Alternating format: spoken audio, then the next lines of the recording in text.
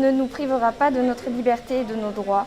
C'est le ciment qui nous lie. Résister, c'est empêcher de porter atteinte à ce que nous sommes.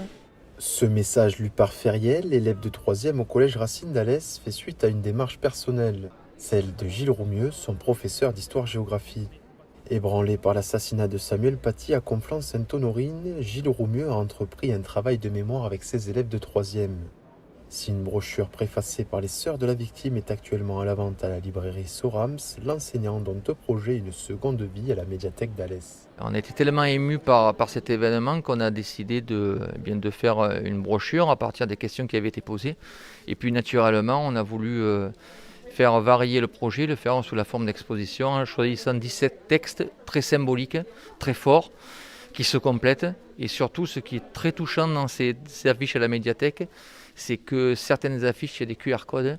Et ces QR codes, en flashant dessus, on peut écouter les textes lus par leurs auteurs.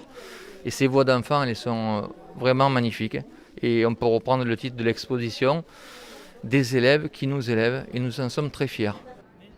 Un projet pédagogique hors du commun en réaction à l'actualité qui donne du sens à l'apprentissage.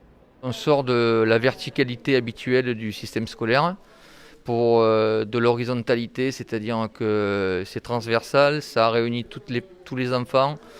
Ce qui est extraordinaire, c'est que parmi toutes les réponses qu'on a dans les textes, quel que soit leur niveau social, leur origine sociale, leur religion, leurs idées, leurs goûts, on retrouve tous ce même attachement à la liberté.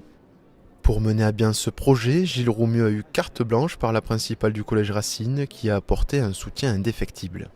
La mission de l'éducation nationale, c'est quand même, en plus des transmissions des connaissances, c'est quand même la transmission des valeurs de notre pays. Donc ça rentre complètement dans ce qu'on doit faire, si vous voulez. En tant que service public, la médiathèque Alphonse Daudet d'Alès joue pleinement sa partition d'acteur culturel et s'imagine bien donner au projet une dimension nationale. Donc nous avons financé cette exposition à la médiathèque d'Alès et notre projet, ça serait de la faire circuler dans toutes les médiathèques d'Alès Agglo pour commencer et pourquoi pas plus tard dans toutes les médiathèques de France pour qu'elle soit vue par le plus grand nombre. Du côté des parents d'élèves, la démarche a totalement été approuvée. Surprise par la qualité des écrits des élèves, Zora, venue assister à l'ouverture de l'exposition, peinait à dissimuler son émotion. Ce travail, forcément, leur laissera des traces en tant que jeunes adultes à venir et les portera. Voilà, les portera. Ces valeurs les porteront et pourront leur montrer qu'on est quand même dans un beau pays et que c'est juste essentiel de pouvoir vivre pleinement et de pouvoir exercer son droit individuel. Si l'exposition se poursuit à la médiathèque Daudet jusqu'au 30 avril, jamais à court d'idées lorsqu'il s'agit de faire battre le pouls de la démocratie, Gilles Roumieux donne rendez-vous pour la réalisation d'un projet dans la même veine à l'automne prochain.